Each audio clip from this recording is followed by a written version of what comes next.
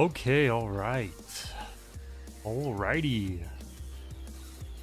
Hey Eric. Happy New Year. Hey Mismo. Mismo. Won't be able to stay. Only 23 minutes left for me until 2025. Okay, so that's why you're up late. But I'm glad you could at least pop in. Texas J, my power has been increased significantly. I'm not sure what that means. It's a little ominous. It looks like there's people here. Hope everyone's having a good final day of 2024. And today, we're doing our annual ranking of all the games we've played this year. We'll all see.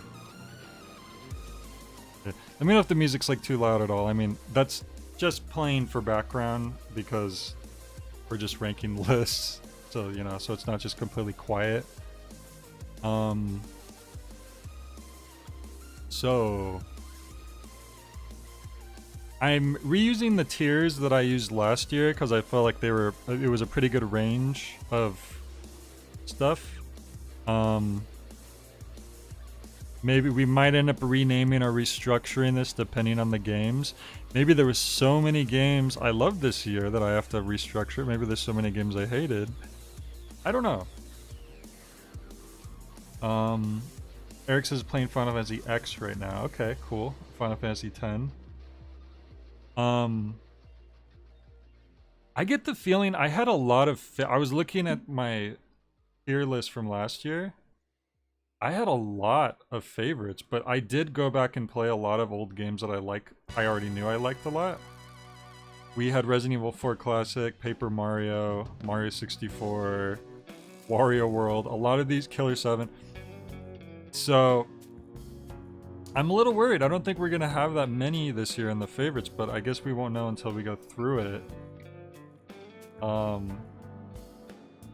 Back, why are you laughing? Like, oh, like Final. Okay, ha ha ha ha. I get it. I know what you're referencing. But anyways, I have a thing to get to later, so we should get started on this because I don't know how long this is gonna take. We do have 90 games to get through. I think last year it was like about 100 on the dot. So we should be 10% faster than last year. But anyways, let's go ahead and start pulling games up. So we have 1,000 Times Resist. I'm not putting this here. I'm just dropping it now so I can think about it. Okay, 1,000 Times Resist.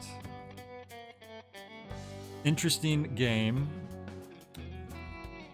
This was very narratively driven, very much a walk and read type of game. It wasn't really much a game focused on gameplay, which I can appreciate for games that have an interesting story. It does have an interesting premise. It has an interesting story. It utilizes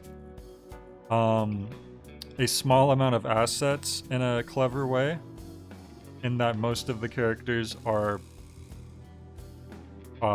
clones of each other. I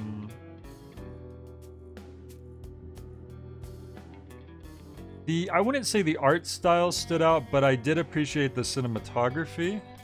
They did a lot of framing for like shots and cutscenes. I know this is Sword's game of the year, so I will say it did not. I enjoyed it. It didn't resonate with me the same way it did with Sword. I know Sword really enjoyed it. For me, it was cool. It was interesting, but it wasn't like, it didn't blow me away.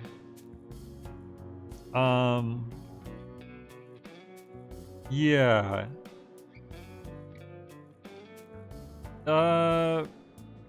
The pacing for it at times could feel a little draggy.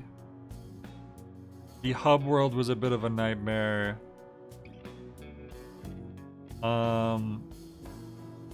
Overall, though, I think it was an interesting game. I did like it. Am I gonna rank my game award stream as well? Oh, rank the Game Awards itself.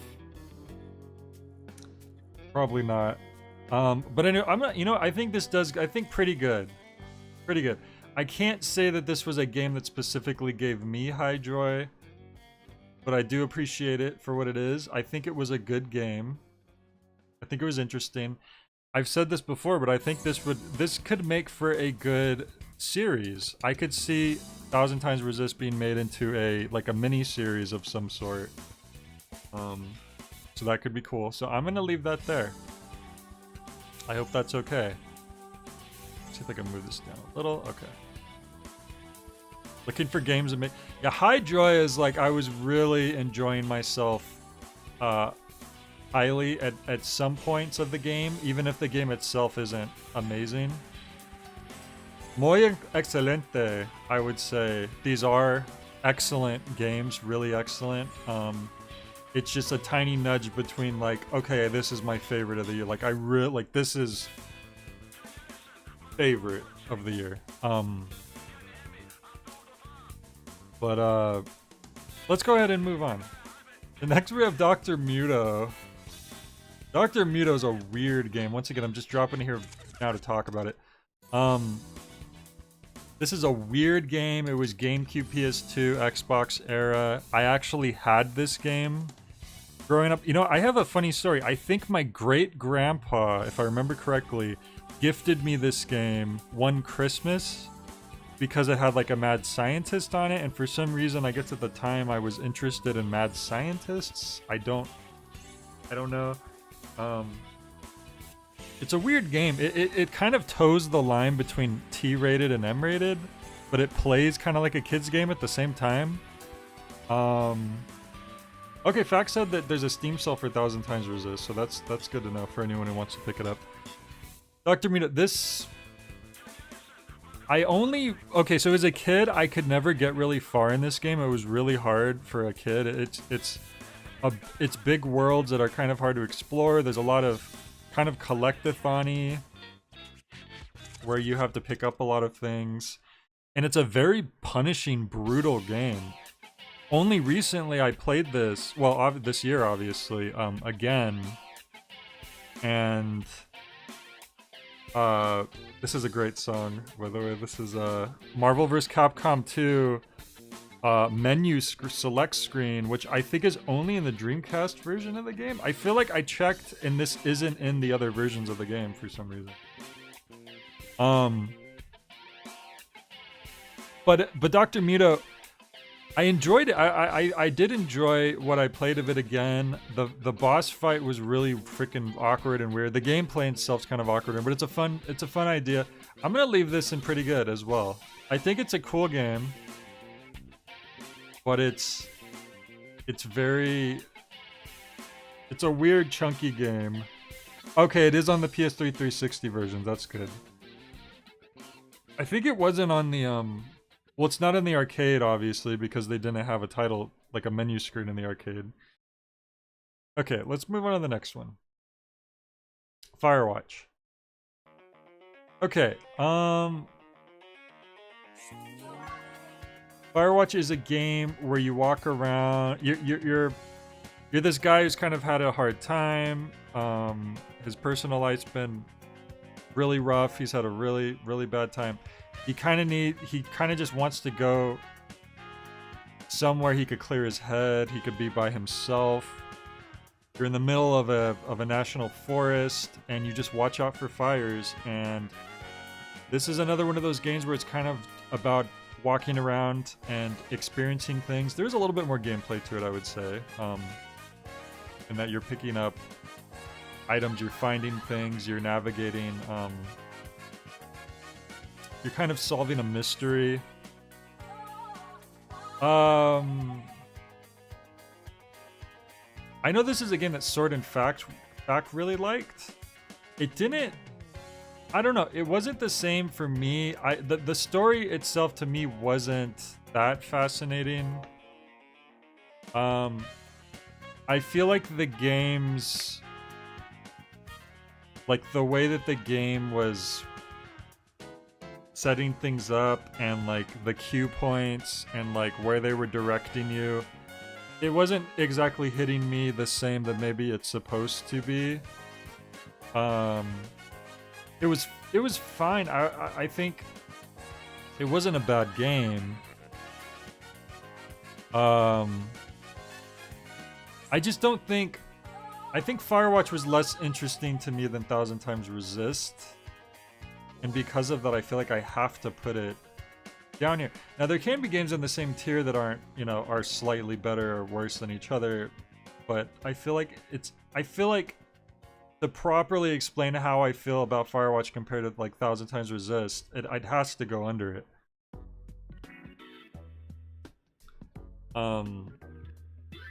That's just how it was for me. It didn't hit me the same way. I do understand that the game does have emotional moments. There are, I could see what they're going for, I think. It just feel like it didn't quite gel with me the way I think maybe it wanted to, and the way that it probably does with a lot of people. So I'm gonna put that there. Okay, Alien Isolation. This is a game I want to like more because I like survival horror. I like Alien. It just I don't like the Alien mechanics in this. I feel like this game gets a lot of praise, I guess, because the Alien AI is supposed to be so complex and stuff, but it just, I didn't see it personally. It just seems there's a lot of stuff in the game where it doesn't like properly explain certain things. Like I remember I was like hiding in a locker, and then he checks the locker, and then you need to know to hold your breath, and then you need to know to like suddenly lean back at the right time. It doesn't really teach you any of that. It's just like, oh, you need to like do it within that split moment or else you're dead. I don't know. I'm gonna put this in. This was okay. I don't think it's a bad game, but like it just, I didn't really care for the game, and I think I also did have trouble figuring out how to play the game. It took me a long time to even figure out how to just do basic things, I feel like. I don't know, to me, it just wasn't giving me good reads on what I was supposed to be doing and how to do it. So I'm gonna put that there. That was okay. It's not bad, but there were some enjoyable things about it, because I could almost put this down to this wasn't really my thing, but I think there was elements to it I could enjoy.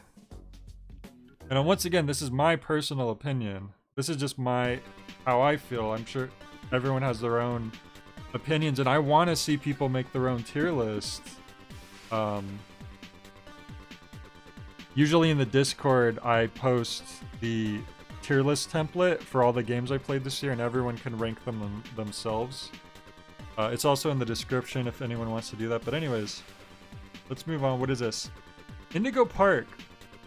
So this was a demo of a game, or the first chapter of a game that is. So I guess that would be considered early access. I haven't done a lot of like, people might be getting kind of like a creepy cute fatigue when it comes to like Five Nights at Freddy's, and I know there's other stuff like Poppy Playhouse or something where it's like, oh, it's like supposed to be a little like a kid amusement attraction, but it's actually scary. I haven't really encountered that fatigue because I haven't really played any of that stuff. I haven't played any Five Nights at Freddy's. I haven't played Poppy Playhouse. Whatever. I know there's a lot of stuff like that. Baldi's Basics is even one I would say you could kind of put in that category. So I haven't encountered that fatigue, so I actually enjoyed the theming of this. I also don't think I've encountered one where they have these like 2D characters talking to you, or at least the raccoon mascot. I think that's kind of cool that they have this 2D animated character talking to you, but you're in a 3D environment. It was pretty basic. When I played through it, my computer could barely run it, unfortunately, and I think now it could because I've upgraded it a bit. I would actually put this, I don't know if I would put it in high joy. I did really enjoy my experience with the game, though. There was even this little mini arcade game where it was like a little 2D platformer you played. That was cool. My Friendly Neighborhood was a demo I played. That might have been from this year, but it was in like a stream where I did a bunch of demos, so I don't think that that's on this list. I did like that a lot. That is a game I want to get to at a certain point. I kind of want to put this in high joy because this was... I don't know if the whole game would be that good, but based on what I played so far, it was a fun little experience. And sometimes I just like short little experiences anyways. So you know what? I'm going to put that in high joy. I don't think there was any point in the game where I was like, well, this sucks, or this is boring, or this is taking too long, you know? And that's even aside from my computer not being able to really run it. Pathologic. I guess this is supposed to be a funny meme game.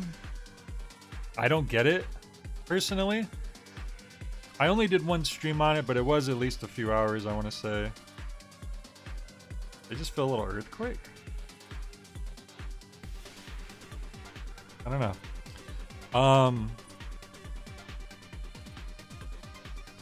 Yeah, so I don't get, like, to me it was just like any other game where it's like, well, I don't know what to do or where I'm supposed to be going.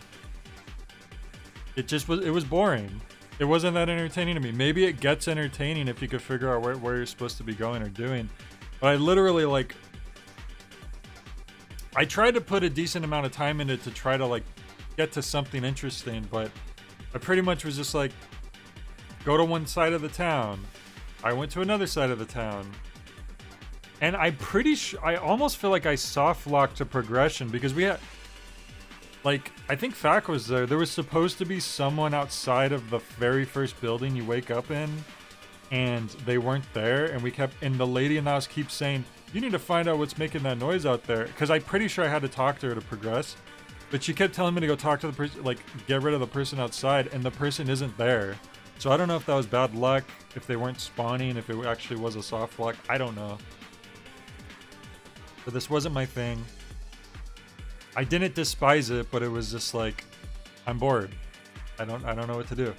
Alone in the Dark. Oh. This was unfortunate because I was enjoying this. This is kind of like the proto Resident Evil. I was enjoying this. And I would like to put this in at least pretty good, but the problem is, speaking of soft locks, I did legitimately get into a soft lock for this game. I'm trying to remember the specific details, but it's something along the lines of, if you trigger this one enemy in this one room, it will then follow you to any other room until it kills you, and you cannot get away from it. And I think I had accidentally saved after triggering that, because I didn't know that, like, if you left the room, he was still going to kill you. So I soft locked. I would have had to restart the entire game. And I was enjoying it, and I was going to try to beat the game, but then that happened. The fact that that can happen, and there's nothing you can do about it, no, that has to come down to just okay, because that's unreasonable. That's really bad. American Arcadia, this was a sort of Limbo-esque,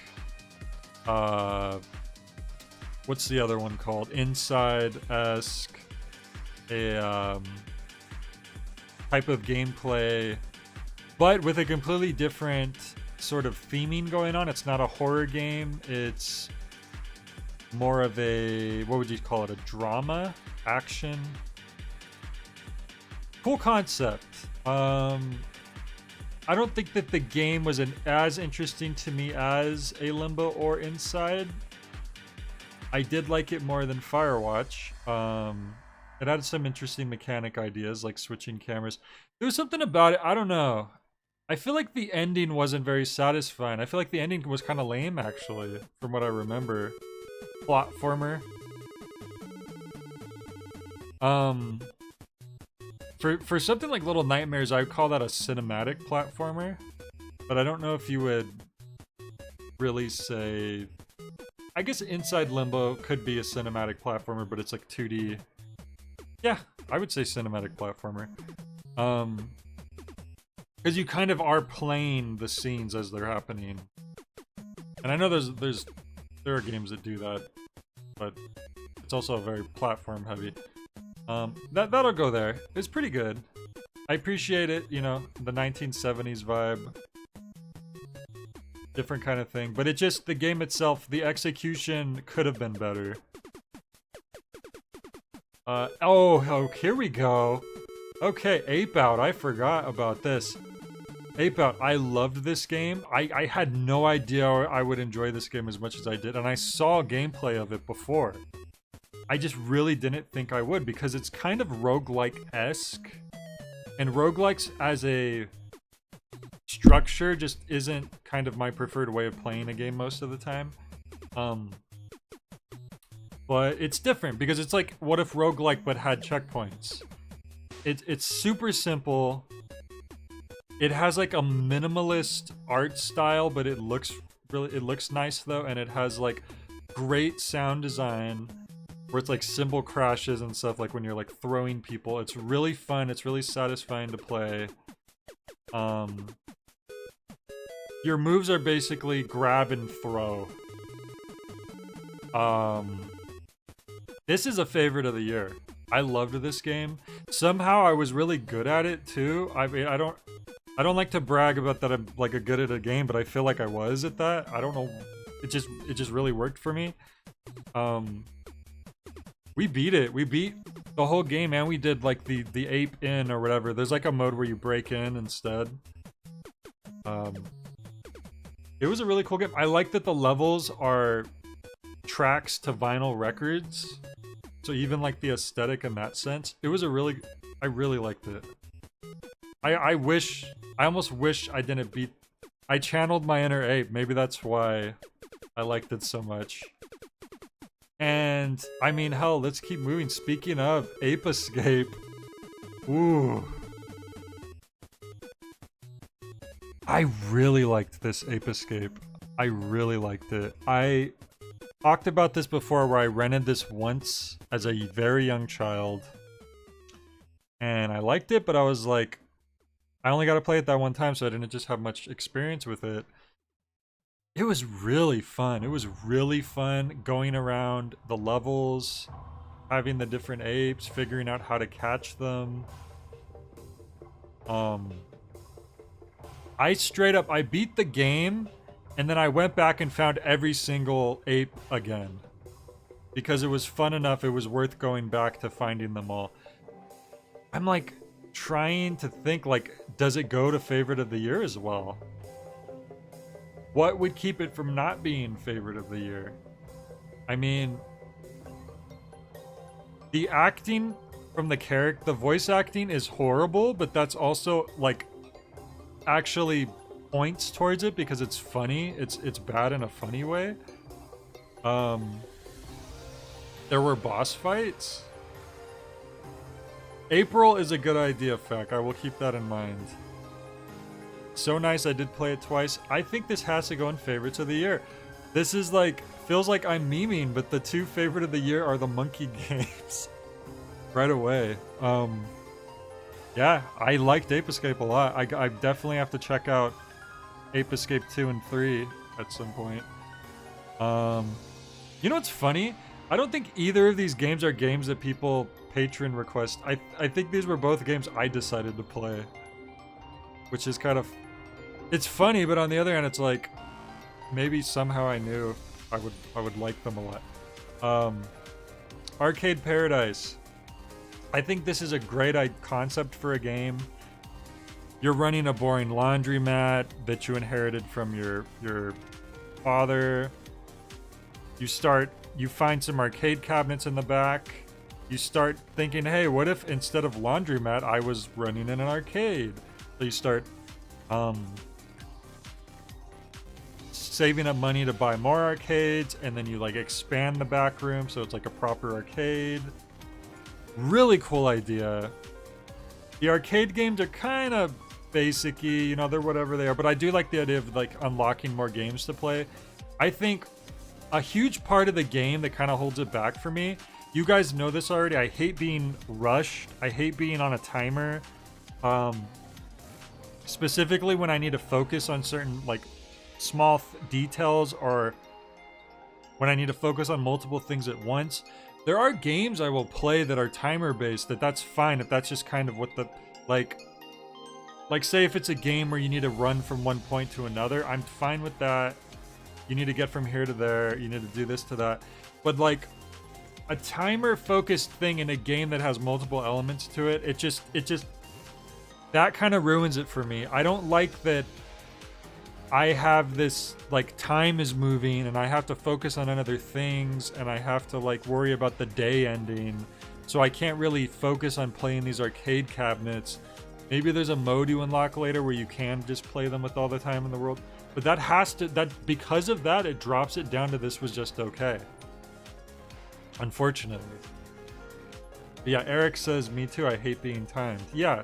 There's just something, there's certain things that I just, it just really stresses me out and I can't enjoy myself when I'm under a timer.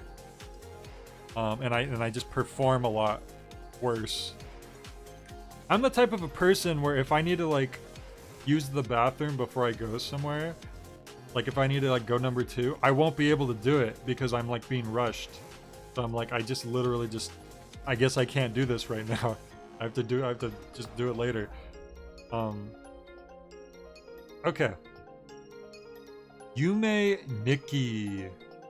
This is a super cool game. It's a huge like predecessor, seed of inspiration for so many modern day games.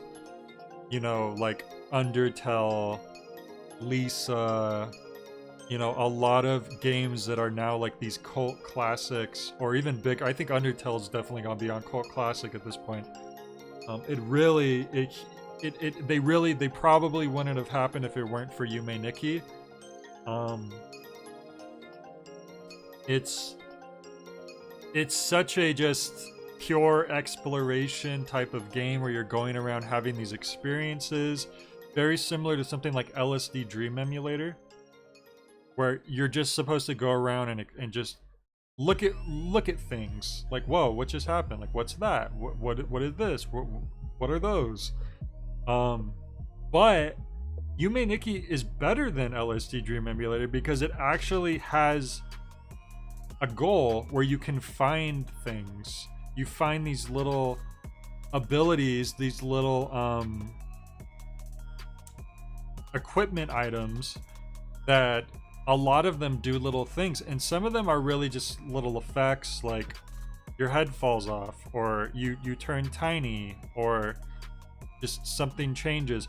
But you slowly start to find ones that have different effects, and then you could take them to different parts of the world, and then they unlock other things, and that adds so much to the game.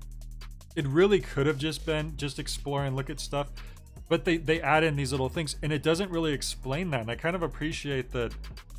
Oh, there's more to this game if you dig deep enough. And then you go even beyond that, and if you find all the stuff and you bring them to the room, and then there's like an ending you can get. I keep wanting to put things in excellent, but I do feel like I kind of feel like this does go to favorite as well. You know what? I was worried about not having a lot of favorites. I don't think I need to worry anymore. Like, I'm surprised. I'm forgetting about how many of these games I'm liking so. Yume Nikki does literally mean Dream Diary. That's right. I would dare to say that they were maybe inspired by LSD Dream Emulator, but they haven't, like, the creator of Yume Nikki is extremely I don't want to say they're a recluse, but like we know like nothing about them. They never made anything else besides Yume Nikki. Yume Nikki was supposedly unfinished. If you look at the game, it says like version 0.2 or something, but I guess they just decided that it's finished. They're a very mysterious figure. Let's move on. Balatro. Most people know Balatro at this point. It's a very fun game. It's very addictive. It's a roguelike, but it's quick and it's simple. And it doesn't feel too bad when you lose because it's easy to just start again, which I appreciate. Some roguelike games, the reason like the roguelites are so painful for me is like I get so far and I get invested and then I die and I take it so personally. Like, man, now I need to start over and I'm not even gonna have the stuff I had before that I was like learning how to use. And I get what that's the whole point. That's why it's appealing to people, but at a certain point, there is like for me, I did all the challenges. The like, there's like a bunch of challenges you can do. I've seen like all the jokers. I don't really feel that like I want to play it more. I want to play it more. But it's just not as compelling for me to play at this point. I want them to release. I hope they release more stuff. So I'm gonna put this here. This is gonna be the first game that goes excellent. It's not my favorite of the year. It doesn't go up to like, this is blowing my mind, this is amazing. But it's really, really fun. It's really well put together. The jokers are cool. I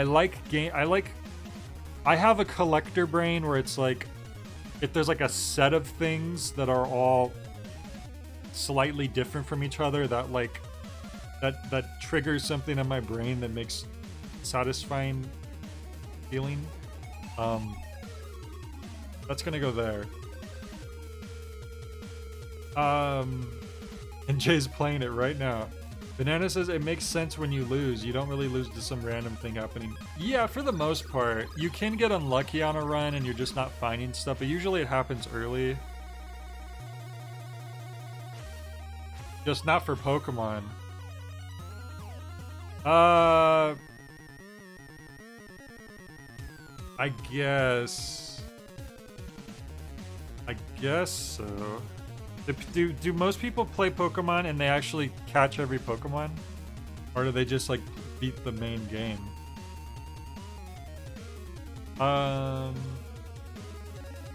Beginner's Guide.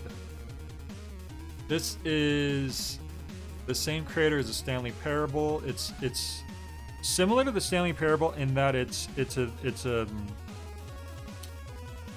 a very unstandard way of how a game would be. It has a really cool story. It's just as long as it needs to be. You don't really know, like you're constantly interested to see where it's going to go next. It has a bit of a motion to it. It has twists and turns to it. It's a walking simulator, but if you have all those things, that's all you really need. I wouldn't say it went as far as like, this is mind melting. This is going to go in excellent as well. Really cool game. I would recommend people to try this, especially go into it not knowing anything about it. Beginner's Guide. It's a really cool game. It's not very long. I think I beat it in like 3 or 4 hours. Yeah. That's a cool one. That's a whole tech. You like hunting shiny Pokemon as well. Yeah, the thing about shiny Pokemon, like, nothing, like, no offense to people who like to shiny hunt. To me, I almost feel like hunting for shiny Pokemon defeats the purpose of, like, this is a really rare, random, like, thing that appears. And it's like, whoa, like, this just suddenly appeared, and, like, what are the chances? I don't know, like, for me personally, I feel like it would be more special to randomly stumble upon that than to specifically try to find one. But I don't play Pokemon anyway, so it doesn't really matter.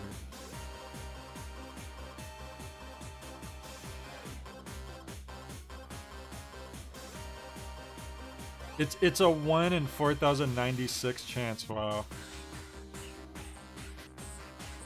You know what's funny? There's a chance I could have gotten a shiny Pokemon when I was playing Pokemon Forts, which is the best Pokemon game and the only one that I've put that much time into. But I wouldn't know because all the Pokemon are unique in that game, so who knows what they're supposed to look like. Anyways, Black Knight Sword. Okay, so this is a smaller sized Grasshopper game that came out during the Grasshopper era, where they were just producing a lot of games at the same time. This is around like 2012, 2013, 2014, like that era where they were just kind of, Suda was kind of like splitting his attention on a bunch of different products. Like, hey, let's do Shadows of the Damned, and let's do Lollipop Chainsaw, and let's do Killer is Dead, and let's do all these weird other little things at the same time. Let's do Black Knight Sword, let's do Diabolical Pitch. It's like all this stuff going all over the place. And I think all of the games have merit, but because they're doing so much at once, none of those games were able to hit the same peak as something like Killer 7, as something like No More Heroes. Even No More Heroes 2 was kind of developed around this as they were going into this era, and I think that it shows. No More Heroes 2 doesn't hit the same as No More Heroes 1. But I will say, Black Knight Sword greatly surprised me of how much I enjoyed it. It's a much smaller project. It's a 2D, very retro style, challenging platforming action game. Similar to something like Ghosts and Goblins, kind of. I was shocked at how much I enjoyed it. I thought, based on the games that were coming out around that era, the making HD games is hard era, yeah. You don't do shiny until you've pretty much done everything else in the game. I mean, that's fair, because it's like basically that's all you have left to do, right?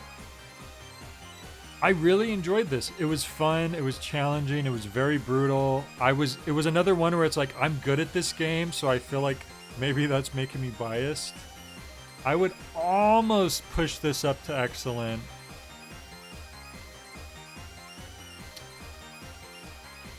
I have to think about it. Let me think about this here. It's tricky. It has a pretty basic story, but I like the vibes that they're going for. One, it's a smaller project too. You have to keep that in mind.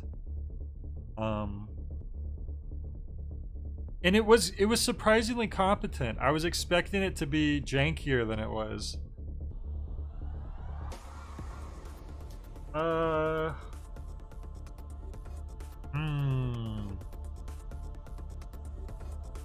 I'm gonna keep this in high joy games just for the fact that it could have been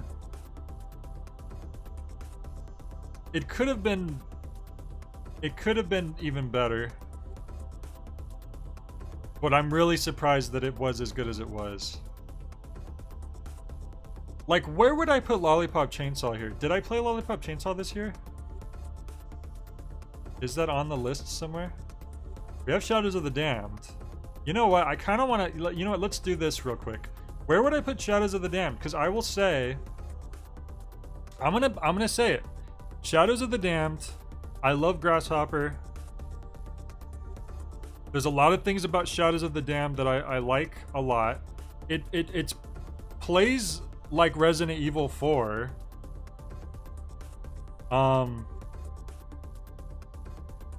It has a badass Hispanic protagonist. I feel like I should like this game more than I do.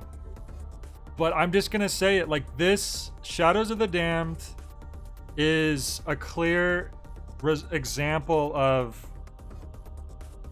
Grasshopper's attention being split up too much. Plus, it's a well-known fact that EA gave Suda a terrible time as he was trying to make this game. There was so much that Suda was hindered in playing it. He was forced to change things constantly. There was a lot. I'm gonna put this in high joy. Shadows of the Damned is a high joy game. It's like, I wish it was higher. I want to like it more. But I feel like I can at least say, hey, even Suda was depressed after making this game because he was forced to like change so much and he didn't really grow to appreciate it till later. But because I've put this here, this wants me to push Black Knight Sword up. Because Black Knight Sword surprised me. And because it's a smaller project for what it was, if it was trying to be a bigger thing and it didn't make it, I feel like it would be down. But you know what? I'm gonna put this here for what it is. I think I liked Black Knight Sword more than Shadows of the Damned. I emulated Shadows of the Damned a couple years ago, I think, but it was like barely playable. Okay, so I have my list open for last year, so let me look. Where did I put Lollipop Chainsaw? I'm guessing that was in pretty good. Let me see. Didn't I play Lollipop Chainsaw last year, or was that 2022? I'm not seeing it on this list.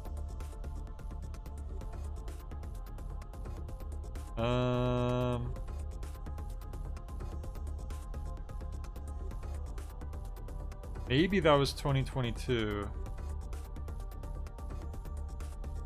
I'm not seeing it here. I'm pretty sure I would have put it in pretty good. That's fine. Yeah, time just flies. Speaking of, I thought I played Blasphemous like a long time ago. I forgot that that must have been early this year. So Blasphemous, ooh, where does this go? I mean, that's true. I had to also play a janky version of Lollipop Chainsaw. I will say, Lollipop Chainsaw played pretty well for the emulator. It wasn't, Shadows of the Damned didn't even play right. It was so chuggy. Lollipop Chainsaw actually did play good for the most part. It just was crashing constantly was kind of the main issue. Blasphemous was excellent. Really, really good. Blasphemous was like the perfect Metroidvania for me. It was somehow the way that it was structured, I felt much more capable in fleshing out the map. I checked out just about the entire map of the game, which was not needed. I feel like it was easier for me to navigate. I appreciate that you don't need to find like some map, like some special map item to make the map start appearing. You just as you go, you just start opening the map up. The combat was simple but fun. The art and animation was amazing. It's cool that it had this like religious, like Spanish theming going on, which I feel I haven't seen very much in games. The question is, does this go excellent or favorite? What didn't I like about it? There isn't much I can think of in terms of me not liking it. I remember when I first tried this game a few years ago, I really didn't like the dropping your crap and having to pick it up again. I guess that's it. The only thing I don't like about it is the stupid like Dark Souls stuff that every game has to have now. The most Catholic video game, yeah. I think I can forgive it. I do think Blasphemous was better than Black Knight's Sword overall. That one DLC boss kind of sucked. It's tricky for me. I've been encountering stuff in games lately where there's content added post-release that if you're a new player, I think can make the experience of the game a little less smooth. And I feel like I experienced that in Blasphemous as well as in Dondera most recently. I haven't played Blasphemous 2 yet, but I do want to. I'll put Blasphemous in...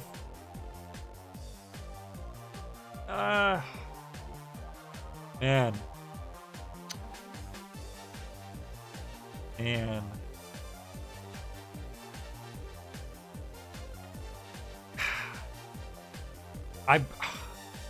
I'm gonna put it at the front of the line here. I'm not gonna do this for most tiers because that's not really what I'm doing. But just the fact that it has the if you die, you drop your crap and you have to pick it up element. That is literally the only thing keeping it from favorite of the year. I'm sorry.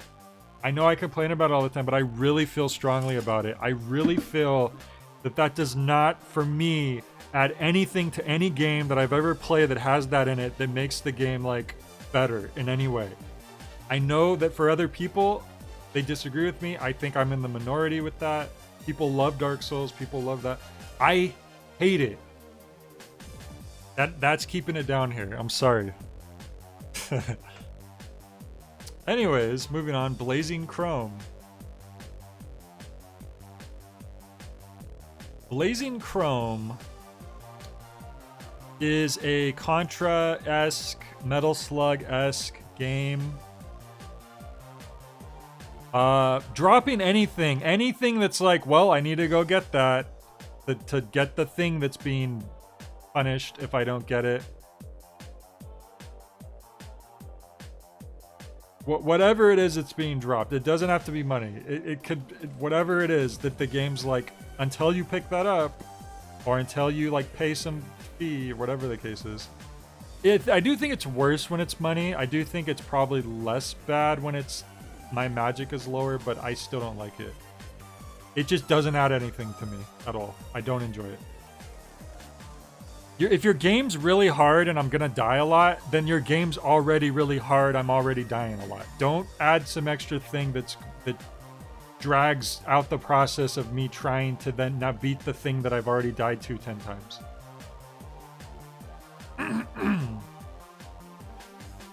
But I appreciate that, Banana. You could see my perspective on that. Anyways, Blazing Chrome. This is the first time that I've seen a game that's like Contra or Metal Slug. That's like, it's an arcade Metal Slug shooter type game. And they managed to structure the game to where you don't need unlimited lives to play through the game.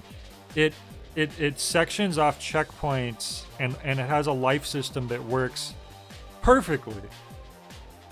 If you're into Metal Slug Contra, Blazing Chrome is an excellent game. I really enjoyed it. The only drawback is, I will say, I don't think that it really stands out aesthetically from other games that exist already. In terms of me enjoying the gameplay and enjoying the difficulty and thinking that they really paced this out perfectly, I'm going to put this in excellent. It doesn't go up to favorite because it just doesn't stand out. I can't remember any of the bosses, which I don't think is. I feel like I should if it was really leaving that much of an impression. I don't think I could call a game my favorite if I can't remember that. But it's an excellent game. It's really good. Whew. Okay, I need to speed this up. I'm gonna start losing my voice here. Okay, Bloodborne. I forgot I played this year. So I probably had a better experience with Bloodborne than any of the other like From Software games that I've played so far. Just in terms of, I guess I was beating things better, but there's still things about it that just don't click with me. That's true, I beat Bloodborne. There's still the Souls stuff that I've already ranted about, so I'm not going to rant about, that I don't like. There's just this thing about these Souls games where it doesn't matter if it's taken me 10 times to beat the boss. It doesn't matter if it took me 1 or 2 times to beat the boss. I'm not getting that satisfaction of, this is really hard. I need to learn how to fight it. I need to take multiple tries to really get good at it. I'm getting better. I almost got it. Boom, I got it. I just don't get that out of these games. It just seems like I'm dead. I'm dead. What? Oh, I beat it. How did that happen? Okay, I guess I beat it that time. There's a degree of me learning how to play the game. There was me learning how to play. I definitely got better. I do think I'll probably be better at other Dark Souls games having beaten Bloodborne because I have a better idea of how like backstabbing works. But just the boss fights themselves aren't satisfying because I don't get that progressional getting better and then the satisfaction of using that experience and ability learned to win. So this has to stay at pretty good for me. Did we do Lies of P this year? Was that last year? Because Lies of P would go up to excellent because Lies of P is my favorite From Software game that they didn't make. For some reason, Lies of P does everything that the From Software games are supposed to do for you, but don't do for me. It does it for me.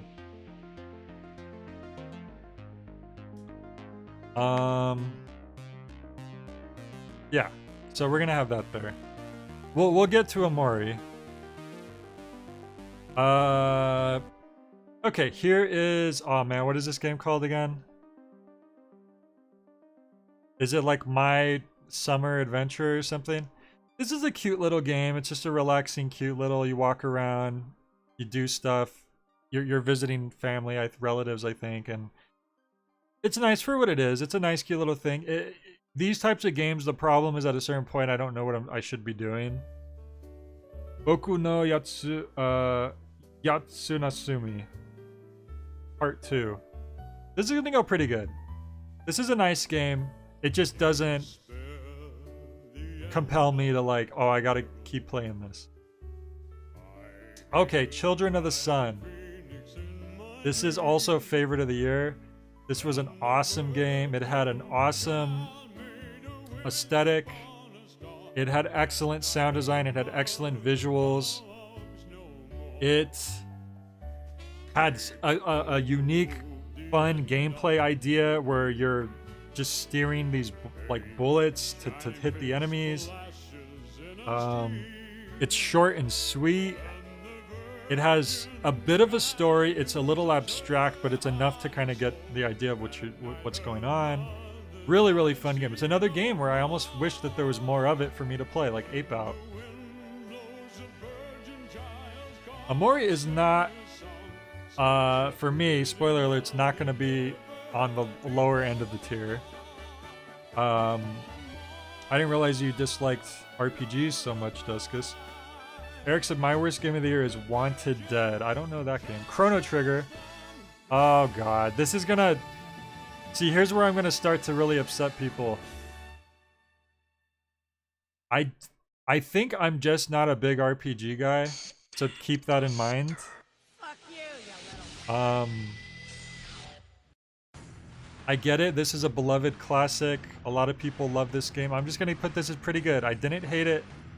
I don't care for the semi-turn-based system where it's actually you have to like do things before the enemy hits you. I don't like that. I'm gonna say pretty good because I appreciate it. I think it's a cool... The theming is cool. I didn't know that you traveled through time. That's really cool. Before I played it. I like Akira Toriyama's art in the game. It's a cool game, but I just don't love... I don't like active time battle. Costume Quest 2.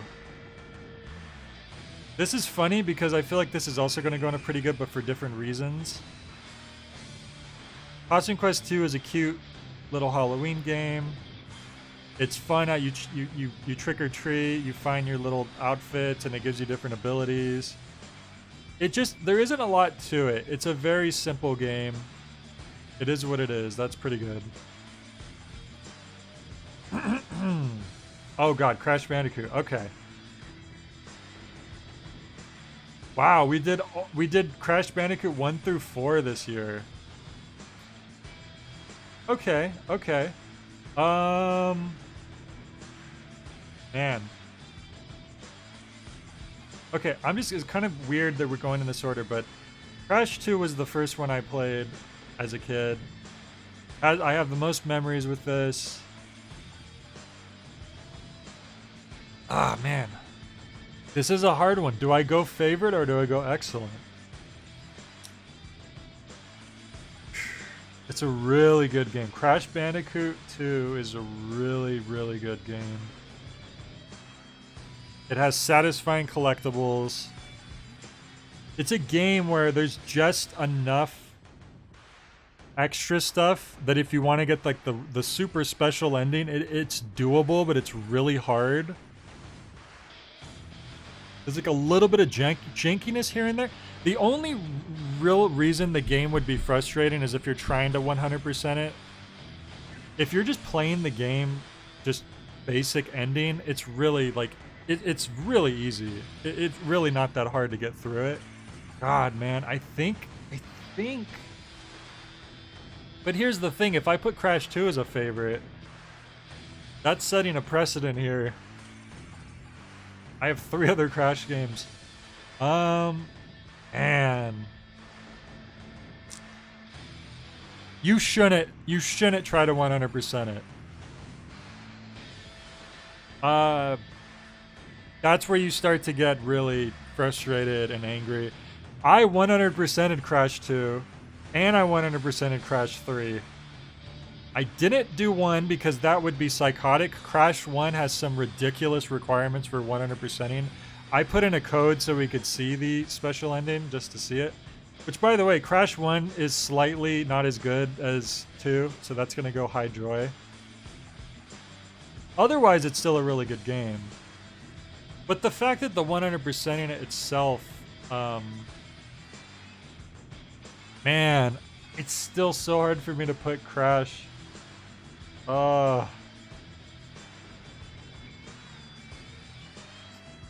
Nostalgia is... okay. Crash 3 is really on par with 2 for me. I love 3. Some people don't like 3 as much. I like 3 a lot. I almost would argue that if you're 100%ing the game, 3 is better. If you're 100%ing 2... if you're doing base gameplay 2 might be better. If you're 100%ing 3, I think 3 has a better balance on 100%ing. Even though there's still some really hard, annoying stuff.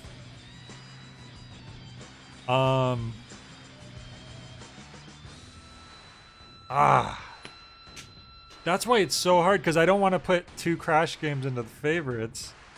But I feel like one of them, they're both better or worse depending. Crash 4 can go here as well. Crash 4 was one of the best, like, legacy sequels or whatever you want to call it to an old franchise that I've ever played. Crash 4 feels exactly like a classic Crash Bandicoot in a good way. And it was really fun, and it added a lot of cool stuff. Crash 4 was an excellent game.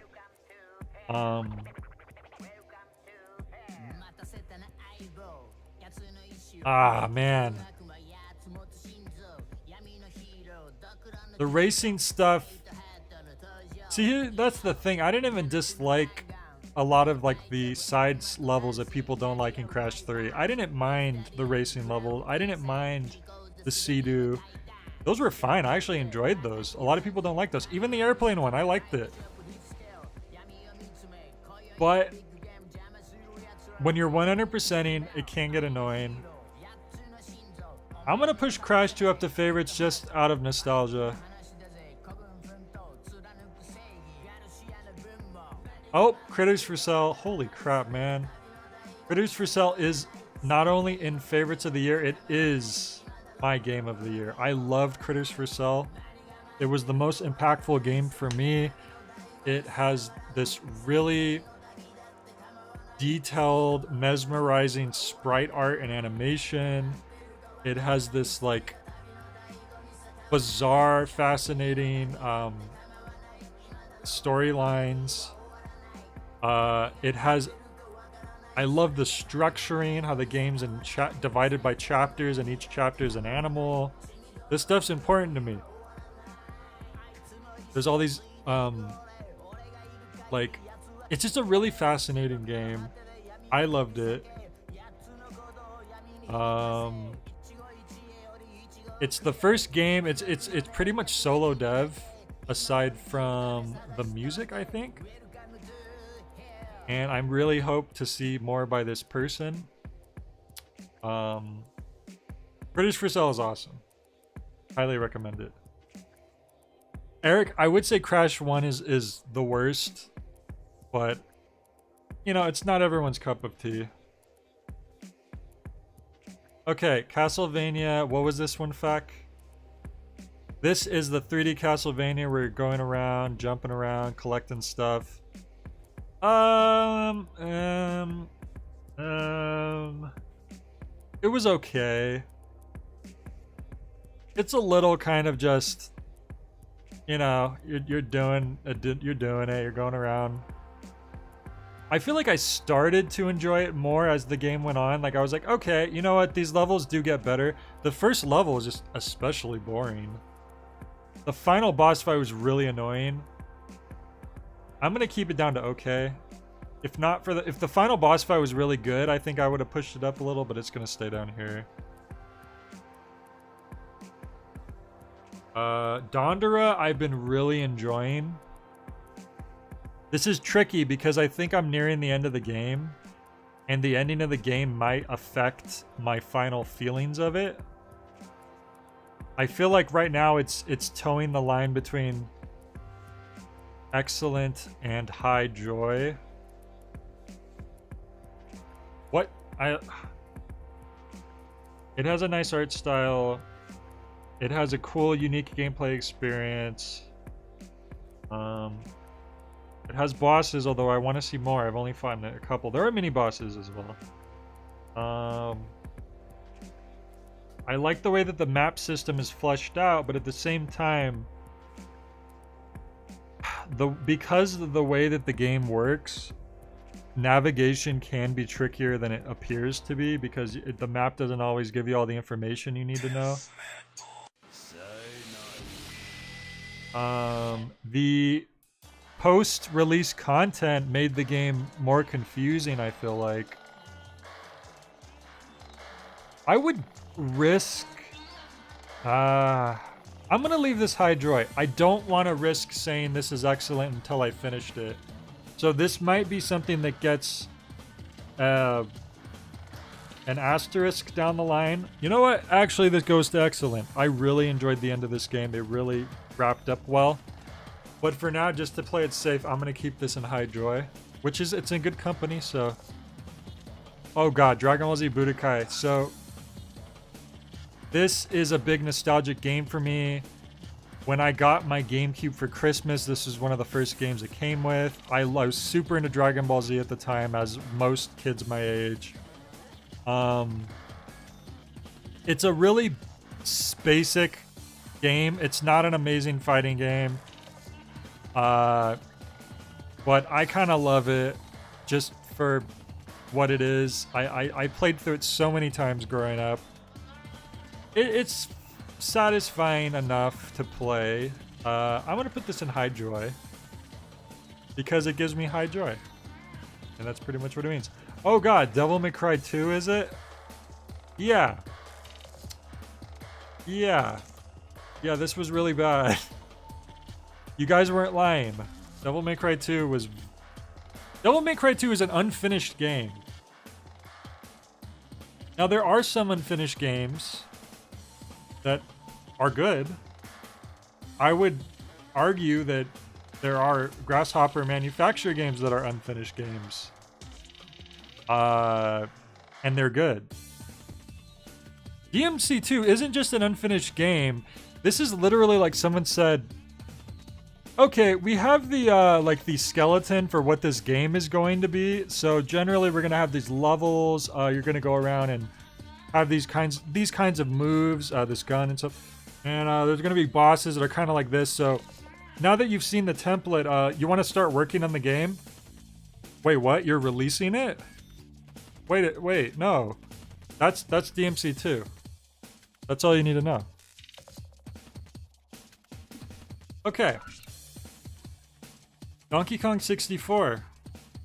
This is a big collectathon game. It is notorious. It is very divisive. I I enjoyed it as a kid, but it wasn't like a favorite game of mine. Coming back to it as an adult, I am shocked at how much less grinding I thought I was going to that I did than I thought I was going to have to do.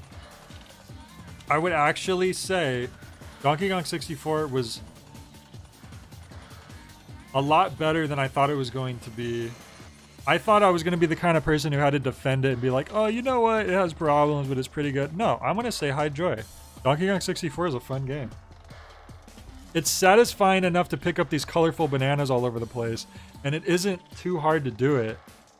Like, it doesn't take as long as I thought it was going to. That goes high joy. I think people give Donkey Kong 64 more crap than it deserves.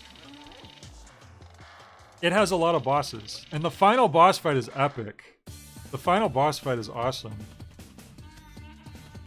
Doors is a neat little puzzle game. I like to play it once in a while. Nobody likes to watch me play it, so whenever I've streamed it, nobody's watching it. I don't blame them, but it's a really cool idea. But it's not so amazing. I feel the need to play it more and more. That's gonna go pretty good. Oh man, Echo Stasis. Okay, I need to set a precedent here. Okay, so this creator did another game. Where is it? Here it is. The Enigma Machine. This game is awesome. It's a short horror experimental piece. It has a really nice art style. It has some cool puzzles. It has a cool story. I think there was a couple times where maybe I wasn't really sure what I needed to be doing, and that was kind of a little bit of a drag. This would go high joy. I think Mother, the next game they did, pushed the bar even more. The visuals in Mother are astounding. I've never played a game before where it looks like I'm playing a cutscene until I played Mothered. Never. The story is really fascinating. It's really cool. It's a sick twist in a good way. You find out that Mothered is actually connected to the Enigma Studio. You don't know that when you go into it. I thought that these games were completely separate from each other, especially the way that I experienced them in a weird order. So here's the thing. Echo Stasis is sort of the... Did YouTube pause my music? Echo Stasis is sort of the culmination of these games. This is the end of the trilogy. This is the big finale. This is the climax. It is the game that has like the most actual gameplay to it, I would say. It has a really fun concept of a game where you have this timer, and I'm trying to remember exactly how it works. I think it's whenever you move, everything else moves. Something like that. They fixed this recently to make it better. I saw an update. I think one of the problems is if you're standing still, the timer is still going, even though nothing's moving. I think that was a problem. But I think they actually fixed that, so maybe I would like this more. Echo Stasis is so ambitious. It's so big. It's too big for its own good. It drags on too long. It repeats these like big climactic moments over and over and over again. It drags on these emotional moments over and over and over again. It's too much. This is like the self-indulgent director who really needed to get their movie cut down a lot, and they didn't get it. This is only pretty good. I had a lot of problems with Echo Stasis. It's such a cool idea. Going between like the terminal where you're figuring out like a text-based thing, passwords, going into the levels. It has a lot of problems. It has so many problems that the other two games didn't have. And it happens. That happens. And it's funny that fact you said it's the Avengers Endgame, if you will. It literally is. Because I feel the same way about Endgame. I thought Infinity War was an awesome movie. I thought Infinity War was this high point for Marvel. Endgame wasn't bad, but it felt like a huge step down. But that's a whole different rant for another time. Echostasis is indeed the end game of this trilogy. I'm really looking forward to see what they do next. It's not the end of the world that this game has all these problems. It's still a really cool game. Okay, Fire Emblem. Not really my thing. Okay, Ghost Runner 2. This is frustrating for me because I want to like Ghost Runner 2. I like the kind of game it is. Sorry, just Ghost Runner. I don't know why I said 2. Because that just came. I just got that for free on Epic, I think. There's something about Ghost Runner's gameplay. It's a little too complicated for me that I couldn't settle on. Should I play this with gamepad? Should I play this with keyboard and mouse? I couldn't get used to the game. I couldn't learn the muscle reflex needed to really learn how to play the game. Even putting like a few hours into it, or however long I put into it. I just couldn't get into it. And I want to like it, but I just couldn't. And you could say it literally is just, I suck at it, and that's why. But unfortunately, if that's what it is what it is. I couldn't get into it. I couldn't learn the game. I don't know, maybe one day we'll try again. God Hand. God Hand has a lot of problems.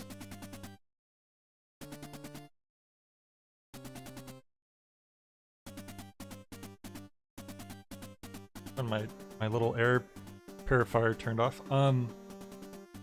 Okay, God Hand is a weird game. It's super janky. It's incredibly unintuitive. It's weird, not always in a good way. Weird game. Somehow, it's a game where if you can force yourself to learn how to play the alien control scheme, it gets really, really satisfying. Some of the weird jankiness can also be endearing. Some of it can just be like, this is stupid. I am shocked at how much... You know what? I ended up enjoying God Hand a lot more than I thought I would. The final boss fight was great. I was for certain sure the final boss fight was gonna suck. It just was one of those games. Like, this game has problems, but I'm enjoying it, but I don't know. And then you get to the final boss and it's like, wow, this is miserable. No, somehow the final boss fight was just fine. I'm pushing that up to high joy. Just for that alone. Hitman 2 wasn't really my thing. It's just not really my thing. I can't stealth good in that game. I must have played Hitman 1 last year because I don't see that on the list. Hollow Knight. Okay, so this is most comparable with Blasphemous on this list. It's a very similar kind of game. It's a Metroidvania combat system. Really good art style. Lots of bosses.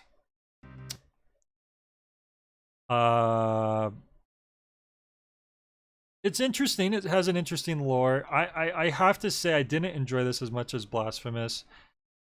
Something about it... I think the way that you explore the map and navigate was more confusing for me. I don't remember. There's just something that wasn't clicking with me quite the same. It's a really cool game, though. It did feel satisfying to beat. It did feel like it did do its job of, I need to get good at this boss. Okay, I beat it. For that, I'm gonna give it a high joy. There was a lot of things that frustrated me about it, but I do think it's quite a good game.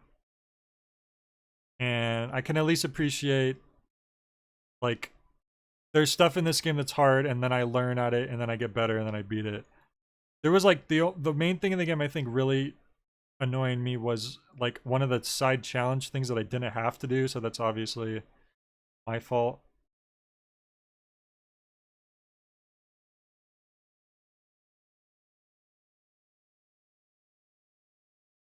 Yeah, we'll get to it more. You don't worry about.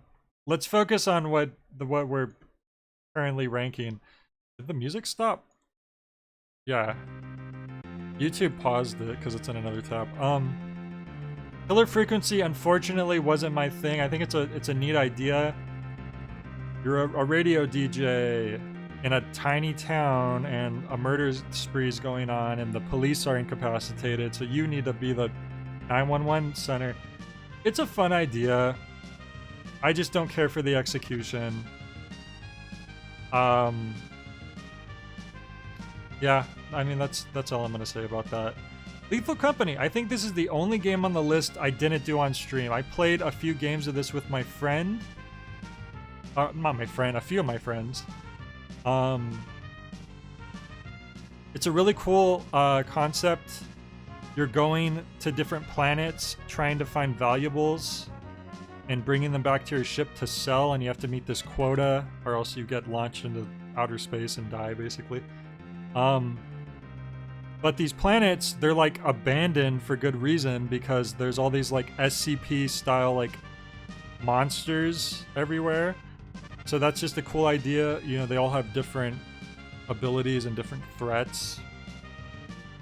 The game itself, though, is like it feels very early access.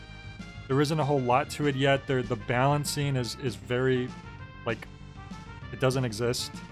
I'm gonna say pretty good because it's fun to play with friends, but it has a long way to go. I think it could end up being like a really good game, though. Lisa.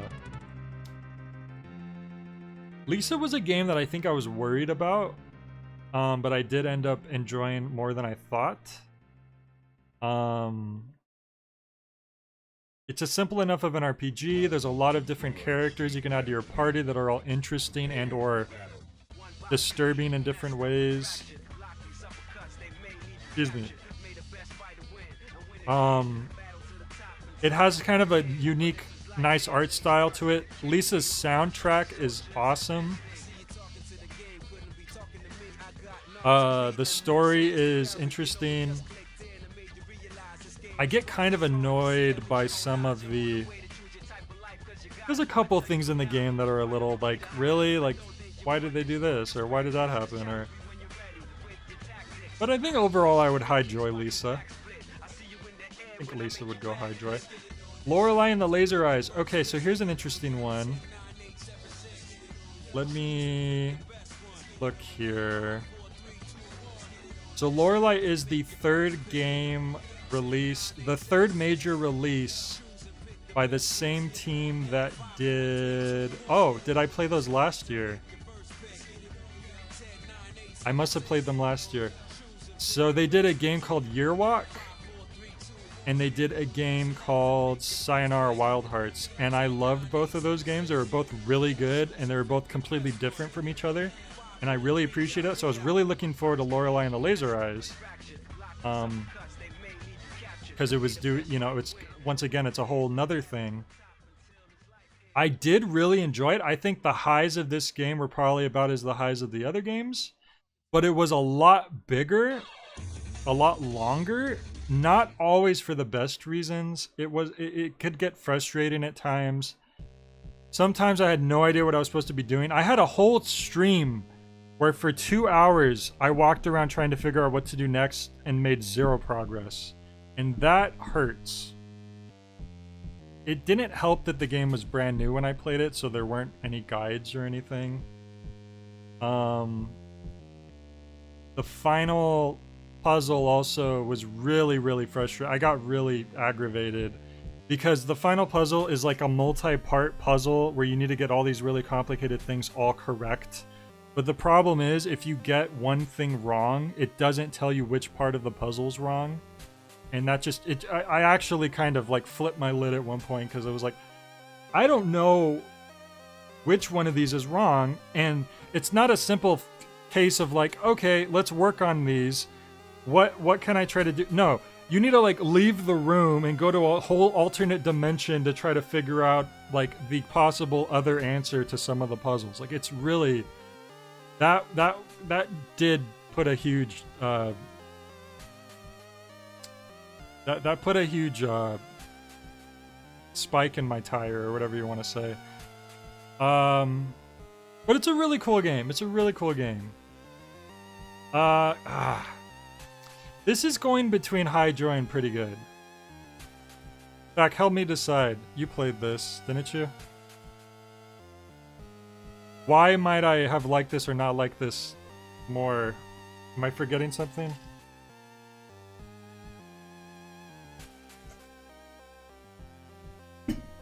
I feel like if the game was smaller, I would have liked it more. Yearwalk and Sayonara Wild Hearts were so short. Not only did I beat them in one stream, I played both of them in a single stream together. So they really went. The one button. I don't even know what you're talking about. Oh, the one button. The fact that the whole game is one input. Yeah. Okay, that helps me decide. The whole game is played with a single input, which is a nice idea in terms of like accessibility, in terms of like simplicity. Like, wow, you could play the whole game with just one joystick and one input. But unfortunately, that has a lot of drawbacks too. If you're in like 3 layers deep into a submenu, you can't just back out with a single button. You have to like navigate to each go back. If you're doing a lock puzzle and you're like moving the lock and you move it one number past what you meant, you can't just go one number back. You have to one number it all the way back around. If you want to back out of a lock puzzle, you have to you can't press a button to back out. You have to like move to where you can back out. There's a lot of, I'm gonna cut that at pretty good. Unfortunately, yeah. Thank you for helping me there. The one button thing keeps it from the fence here to down. It's still an awesome, special game. It just had some problems for me. And I'm still really excited to see what they put out next. That's the thing. I could dislike games that a studio puts out, but still be really excited to see what they're going to do next, just because I know that they're capable of something. Hello, Moth. All you upgrade is strength? Yeah. Luigi's Mansion 2. So this is by far the inferior Luigi's Mansion game compared to 1 and 3, which are both excellent. I would put 1 and 3 probably in the favorites. Yeah, I would say yes, because 1 and 3, I couldn't even tell you which one I like more, because I like them both for different reasons. They both have their strengths. This is worse than that, but how much worse? Oh, this is a way I could figure it out. I forgot I would do this sometimes. So, it's already not as good as those, so boom, it goes down. I think the fact that it was originally a 3DS game just kind of hinders a lot of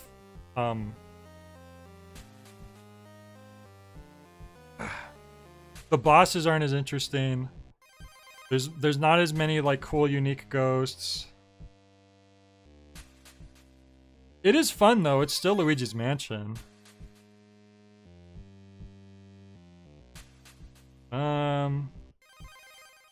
I don't like that you have to revisit the same mansion multiple times for just different missions. That was kind of annoying.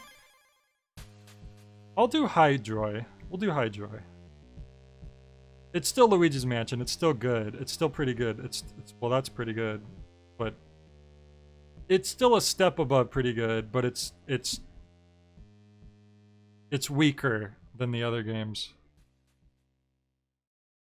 If I put Mega Man Battle Network below High Joy, you'll have no strong opinions about that. Well, okay. Battle Network. You know what? You know what?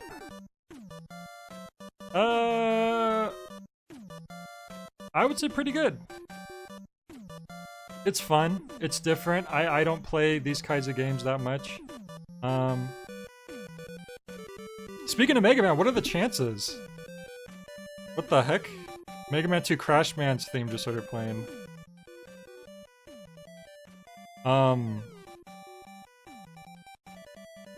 It's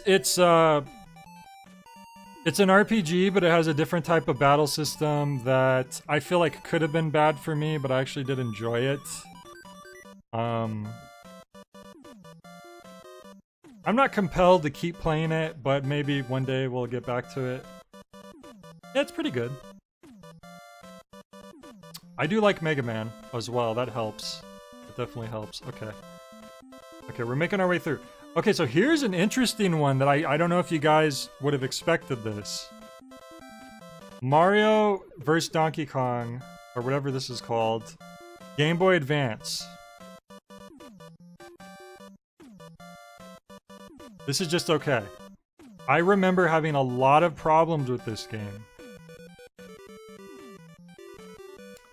And a lot of it boiled down to the gameplay not feeling good.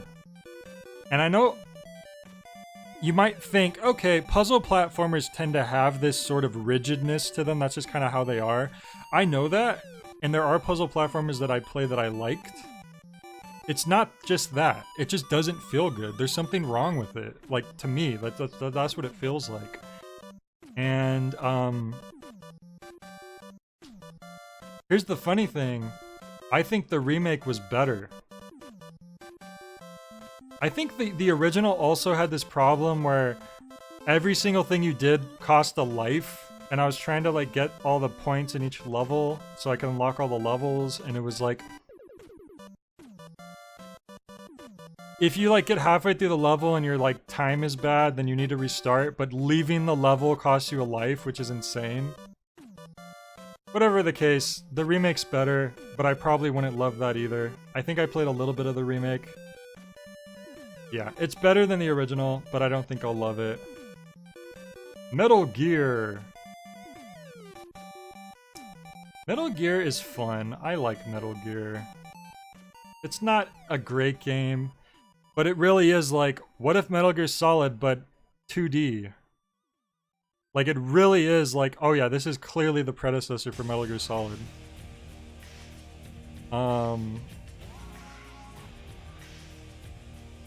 But it's also not a, like, it's really primitive. We'll do pretty good. Metal Gear Solid 2, I had more problems with in terms of navigating the game. It had more cool stuff, like you could crawl. A lot of like breaking the third wall type stuff, but I feel like it was worse than 1. I feel like the experience I had was not as smooth. What is this? Metamorphosis? That was a fun little game. It's just like a walk platformer. It had a unique mechanic where you could stick to walls. It was neat, but sometimes you could get lost and you're like, what am I doing? I'll say pretty good. Metal Gear Solid 3. Oh man, this is gonna be tough. This is gonna be tough. Okay, so Metal Gear Solid 1, I love that game. Specifically Twin Snakes. I don't like the other Metal Gear Solids as much that I played so far.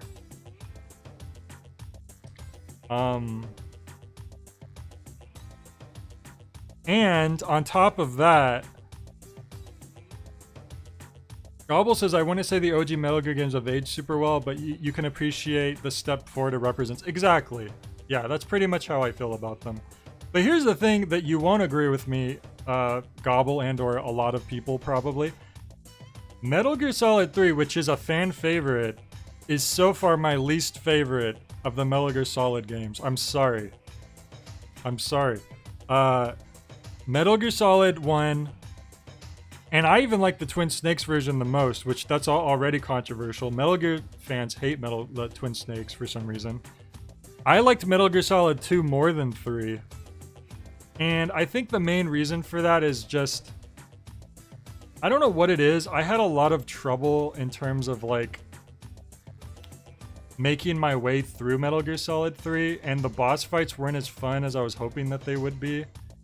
I still love the story of Metal Gear Solid 3. I love the characters. I think the bosses have really cool concepts. I just remember constantly being frustrated playing Metal Gear Solid 3. This is going to be sacrilegious, but this is going pretty good. I'm sorry, guys. I'm sorry. But look, guys. Chrono Trigger's in here too, so they can sit next to each other. Okay, Mighty Number 9. Okay, it's not as bad as it could be. It's the weirdest, like, Mega Man.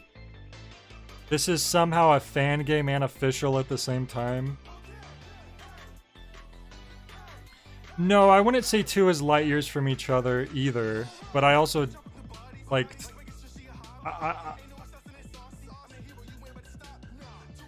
Mighty Number 9 had cool stuff about it. The final section is miserable. The final boss stuff is miserable.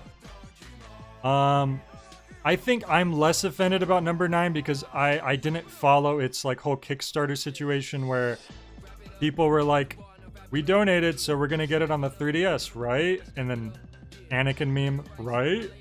And then it never came out. Like, that sucks. I enjoyed most of the game. I didn't even like mind that they had voice acting. I thought they had some cool ideas, like bosses that you save from one level will show up in another level, and they kind of give you hints on which power you should bring into which level. What did they have that was stupid again? Oh, right. I always said in Mega Man, if you go into a level with 0 lives, they might as well just give you the default amount of lives, because why am I going into a level with 0 lives? This is stupid. You might as well just game over on purpose and reset your life counter. I've always said that. They should just reset your life counter going into a level if you have 0 lives. This game decided, oh, is that what you wanted, Jay? Monkey's paw curls. Your lives counter resets no matter what. You could have 7 lives saved up. You will then only have 2 going into the next level. It did have a scoring. I will also say air dashing kind of breaks a lot of the game. That final boss level was miserable, but I'm just like, I didn't hate most of the game that I can remember. That one level with the sniper sucked. That level did suck. Every other level was fine.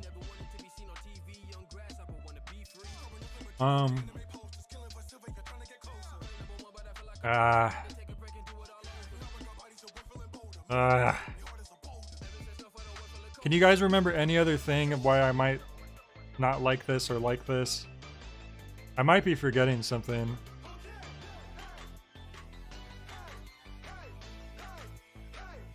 Let me think about the gameplay.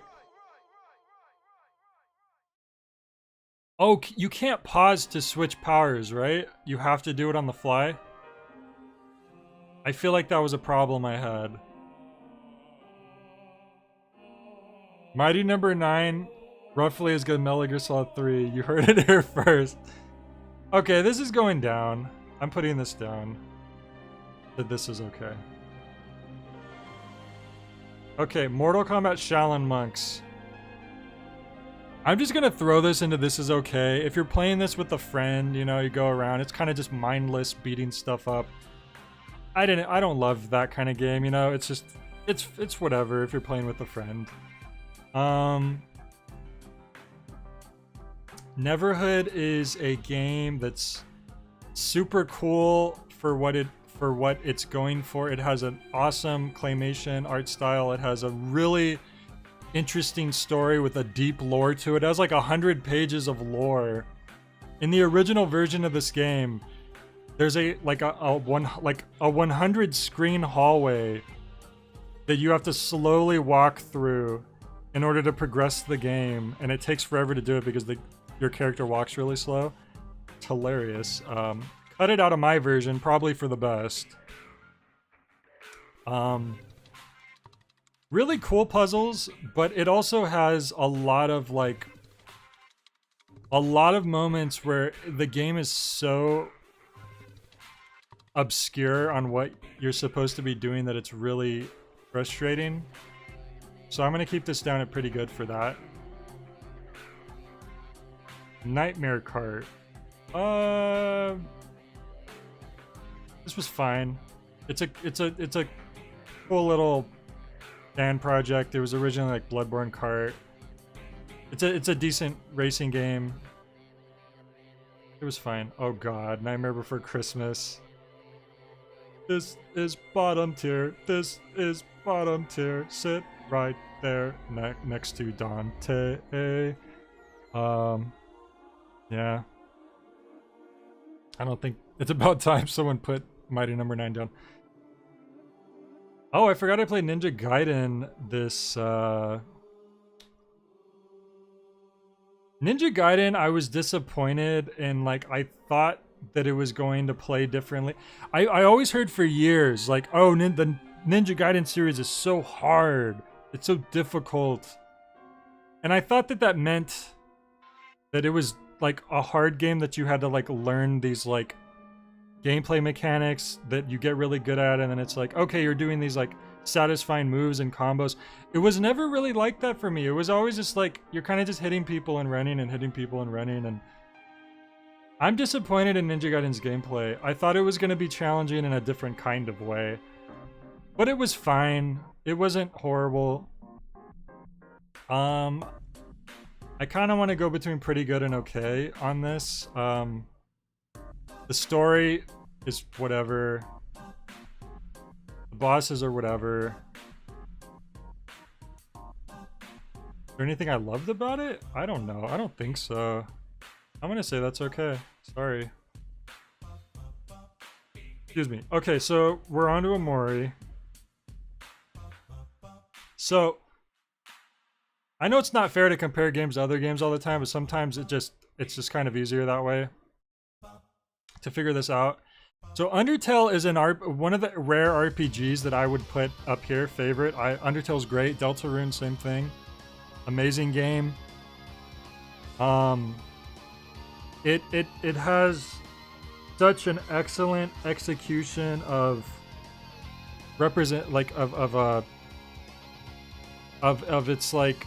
its story, the music, the visuals, the dialogue, the gameplay. Omori isn't... I do not like Omori as much as that, for sure. So that, boom, we're down already. In terms of I think Omori has a nice art style. I think it has some nice music. The combat system is fine. I'm not a big fan of... It was very, like... It took me a while to even figure out what was going on, and even anytime I go back to the game, I still don't remember what certain things do. There are a lot of moves that Omori is based on that, like... Okay, you just did a move. Now you need to press up, down, left, or right within the next half of a second to do a special effect that you have to remember what the special effect is. Like, it's very... weird. Like, I don't like stuff where it's like you have to do this at the, I don't know. The formatting of the combat screen is also confusing, if you ask me. So in terms of that kind of stuff, I feel like that goes down a little more. I think that the story and characters in Omori are interesting. I think it's an interesting concept. No, not like Paper Mario, because Paper Mario explains exactly what you need to do every single time you do it. Amori doesn't do that. Amori's like, okay, press left arm up or right to do what? I don't know. Some kind of effect. I think the last thing that's gonna kind of deduct some points from Amori for me is it's a little too wordy. A lot of RPGs have this, like, one of the reasons why I like Undertale so much, why I like Paper Mario so much, is I feel like the characters give you just enough dialogue that it's like perfectly measured, that it's like, okay, this is telling me what I need to know, and it's catching my attention and it's interesting, but it's not overdoing it. I feel like a lot of RPGs have a problem where it's a little too verbose. It takes like 5 sentences to explain something that probably could have been 2 sentences. And I do feel like Amori kind of fits in the category where it does do that a lot. Bug Fables kind of had that problem at times. I'm gonna say pretty good for Amori. Maybe when I finish the game, I will love the ending so much that I would change my mind and it'll push it up here. But I'm kind of gonna have this here for now. And keep in mind, for liking, we already went over that. My here's the thing though. I think I like Amori more than Chrono Trigger, which is probably controversial to say. God, do I need to make another tier?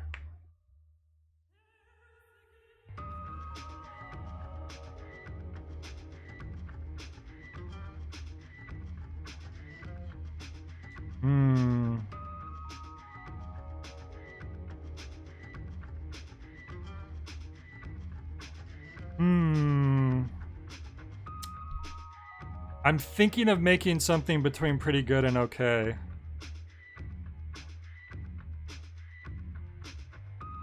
My first year that I did this, I had more tiers, I remember, because I kept getting conflicted about where to put something.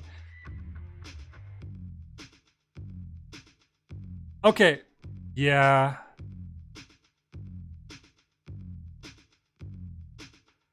Okay. Ay.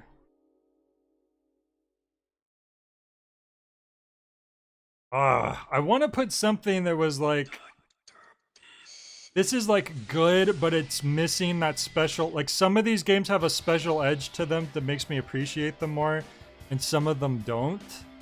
You get what I'm saying?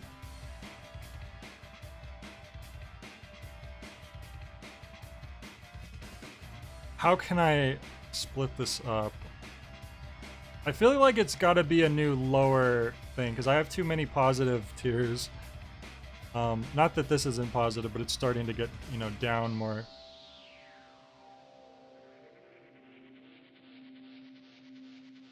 Whoops.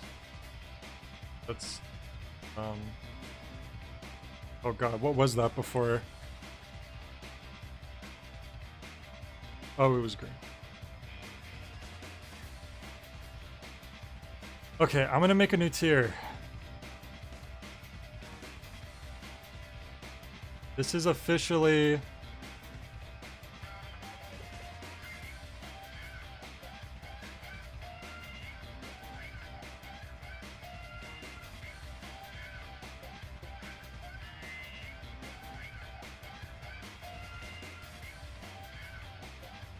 I'd play, but I have played, so that's not right.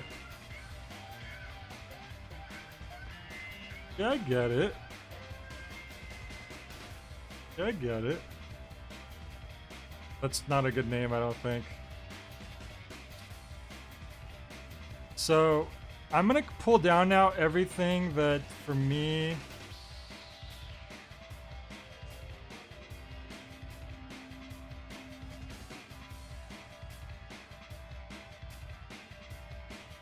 Okay. This feels right to me. These all have a little bit more, like a little bit of a special something to it that puts it slightly above these. Does that make sense to you guys? Okay. My list, my rules. Paper Mario: The Thousand Year Door. Okay. So the normal version of this game would go to favorites because it's a favorite game of mine. This is gonna go down to just excellent, just on the fact that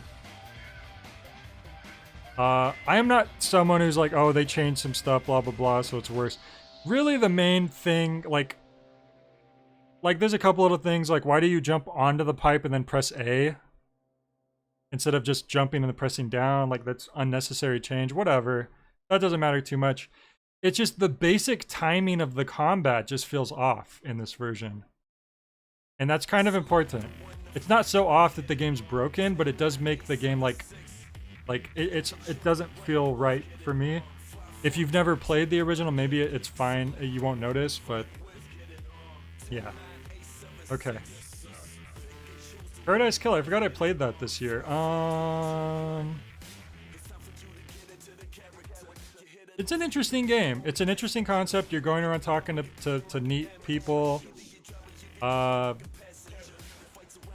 You just go around talking to people? I don't remember if there's anything else you really do. You kind of just go around and find stuff, right? And talk to people.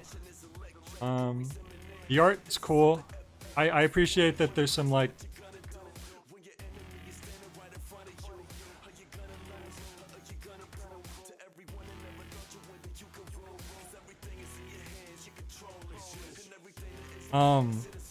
You investigate crime scenes, that's right. I only did one stream of this and it's been a while. It has some Grasshopper influence in there, which I appreciate. I'm gonna put this in pretty good. I didn't love it, but it does have some, like... It's cool, I don't know. Maybe one day we'll try to get back to it. I think I tried to play it a couple more times, so it wasn't just that I stopped because I didn't want to. I think the problem is I was borrowing it from someone, and, like, their library was busy, like, a few times in a row, and I just had to move on to another game. Persona 5.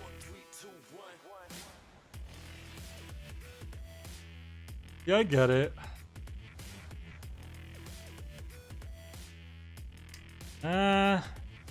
God, I almost want to put it down to it's okay. I just don't, it's just not my cup of tea, really.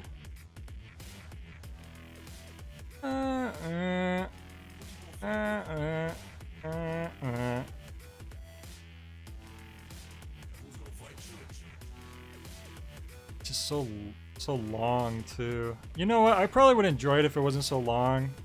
But I probably do enjoy it more than most of the games in this tier. I'll put it up here. Yeah, I get it.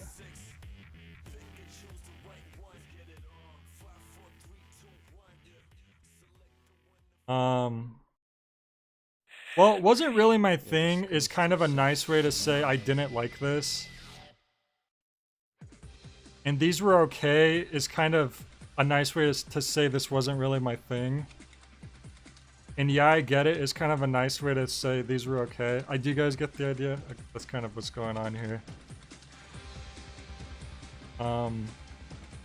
Phoenix Wright. I've been enjoying Phoenix Wright.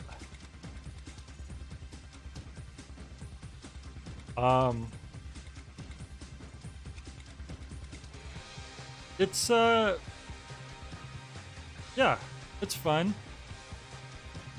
It's a lot of reading when you're streaming.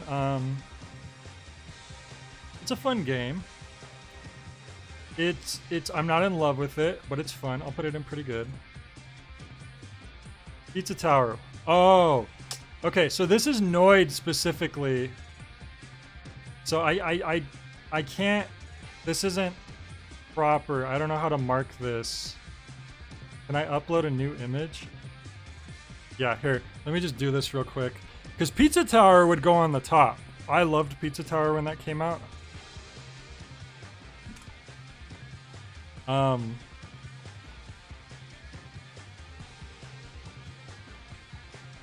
Noid?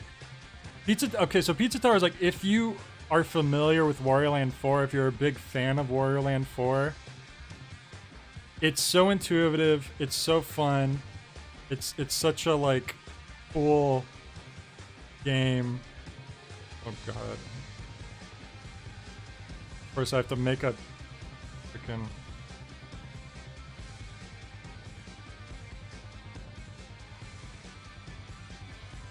I'm trying to like change the image for this real quick.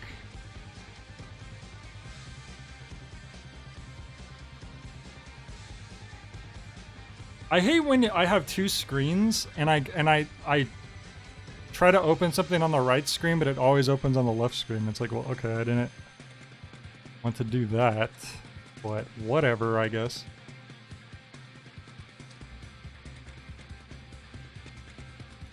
Oh, sorry, the noise. I forgot that his name isn't actually that.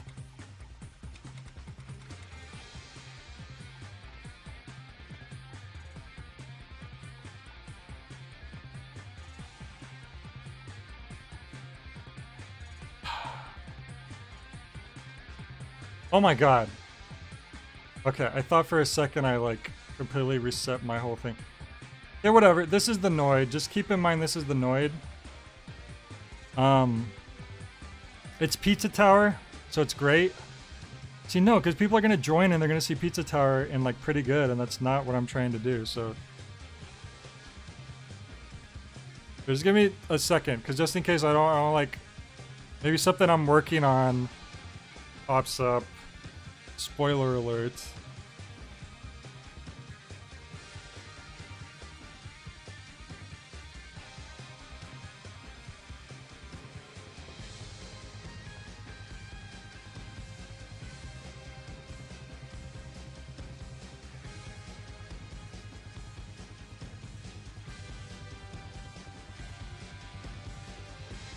Okay.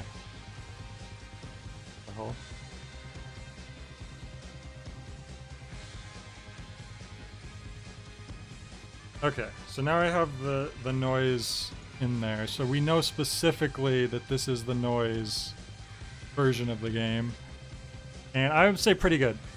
I love Pizza Tower because it was like Wario Land 4, but even more chaotic, and it felt really intuitive. When you're playing as the noise, I have no idea what I'm doing half the time. It's still great because it's Pizza Tower, but it's like, yeah, it's a whole different experience. Okay, I'm not gonna rank Pizza Tower up there because we did that last year. What is this? Oh, Plain Kafka. This was a neat little game, nothing super duper special about it, but I'll just put it up here and I get it. It was cool. I love Franz Kafka, so it's cool. I just appreciate that someone made a game for him, but this was a free game, by the way. Professor Layton. I feel like that was also ranked already. I do like the puzzles. Some of the puzzles are kind of bad and some of them are good, and it just depends, and there's a lot, and I'll put pretty good. Rayman 2? I forgot I played that this year. I love Rayman 2. That is a classic game of mine, childhood game. It's not perfect. A lot of good stuff about it. I'm going to put excellent. Resident Evil Revelations isn't the worst game in the world, but it's not very good. Village Rose Edition. I liked the base game a lot more. That would be favorite of the year. This wasn't as good, but it's still fine. I'll say pretty good. I'm trying to kind of get through this quickly, as you may notice. Rugrats. Oh, this was that weird like NES Rugrats game that came out suddenly. This was surprisingly good for what it was. Very short. It doesn't overstay its welcome. I'll put that here. Samurai Jack game was very disappointing.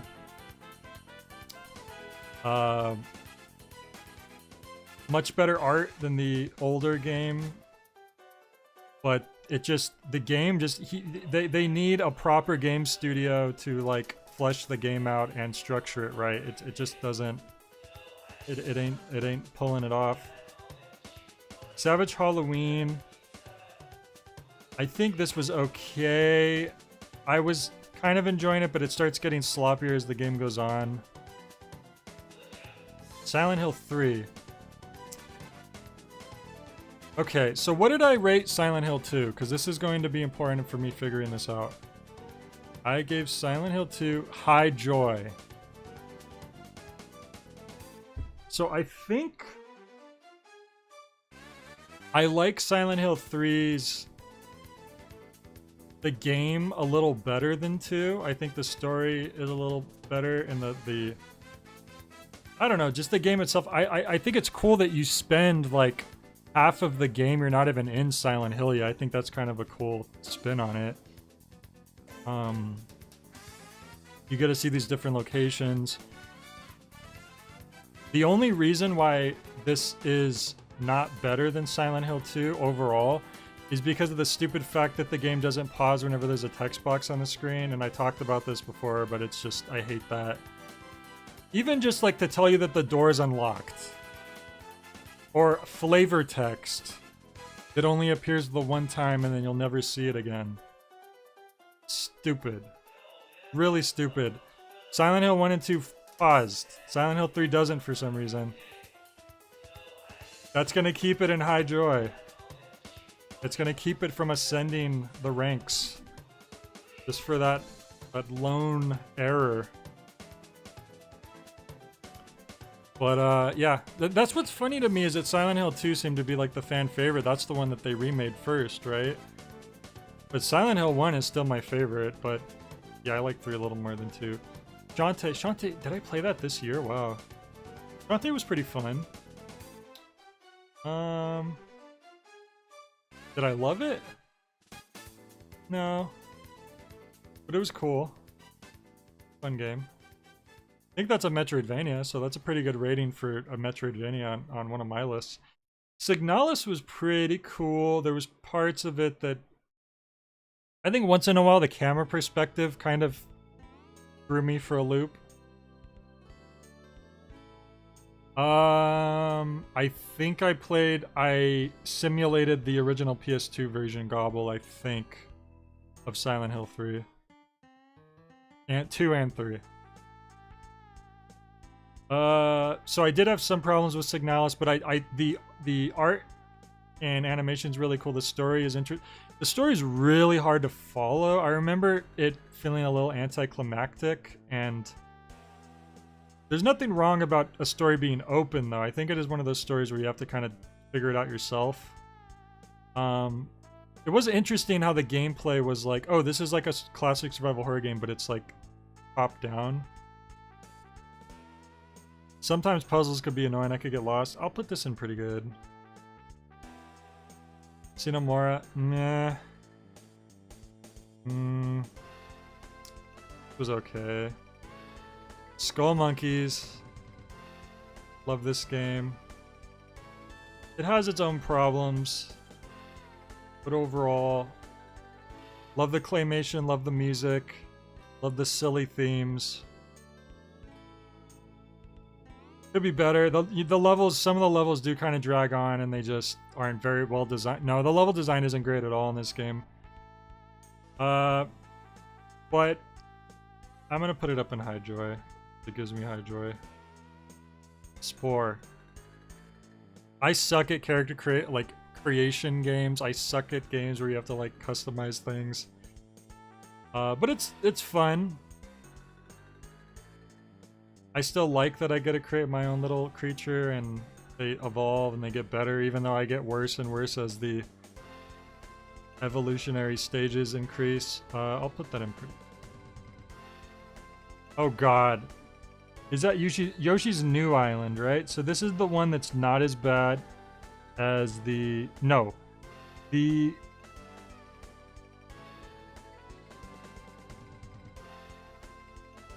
Which one is this? Yoshi's Island DS is the one that I despised, right? This is Yoshi's New Island. This one's okay. Compared to Yoshi's Island DS, this game is good. So I guess I'll put this in okay. Hell, it's not even that bad. It's just not as... It's just nowhere near as good as the original Yoshi's Island, from what I remember. and the music's kind of lackluster. Hell, I'll put it up into yeah, I get it.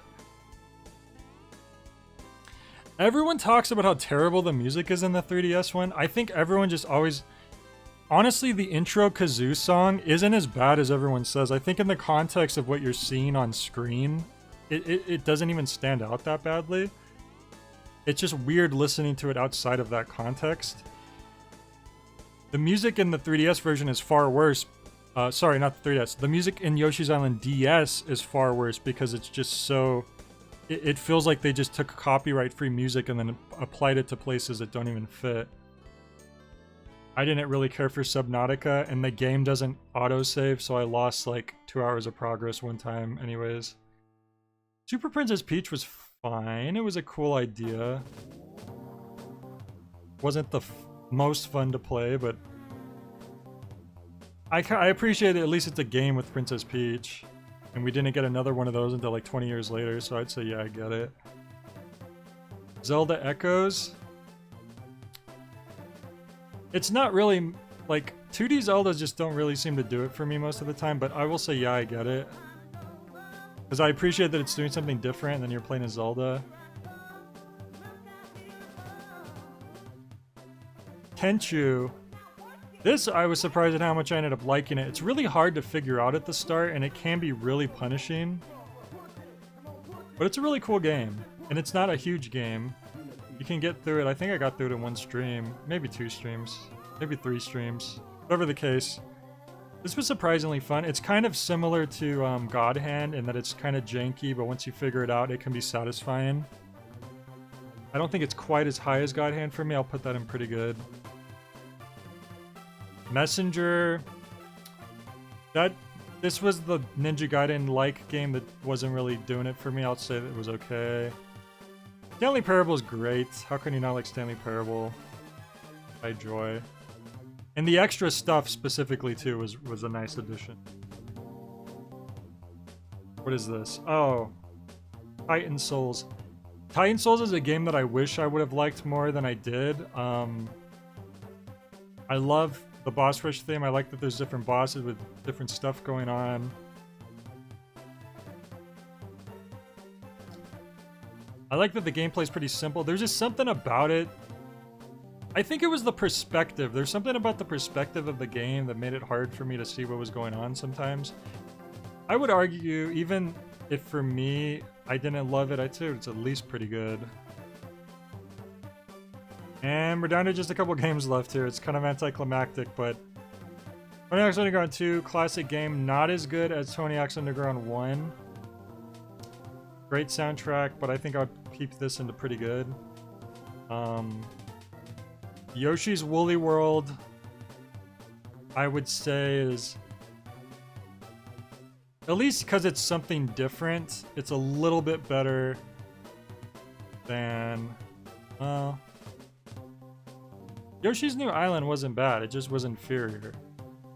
I almost would rate these together, honestly. Because Yoshi's Woolly World didn't blow me away either, and I'm not a huge fan of the aesthetic I've talked about before. Some of the bonus levels were fun, though, in Yoshi's Woolly World.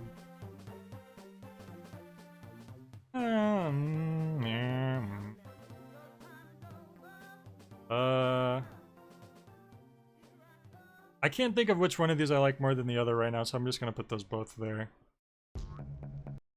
So, alright. And then we already rated Pizza Tower last time, so... Okay, I'm gonna, like, sorry, kind of rushed there and anticlimactic dip, but I'm interested to see what you guys think. I put a link to the tier list in the description. I'll probably post it in the Discord as well, so please feel free to post your version of my tier list in the Discord. And I'm losing my voice, so I'm going to bid you adieu. Thank you all for joining. I hope you have a good New Year's Eve and a good start to your next year, and should hopefully have more stuff coming for you soon. Have a great night. Catch you later, everybody. I don't know why YouTube paused my music again. Alright, see you guys.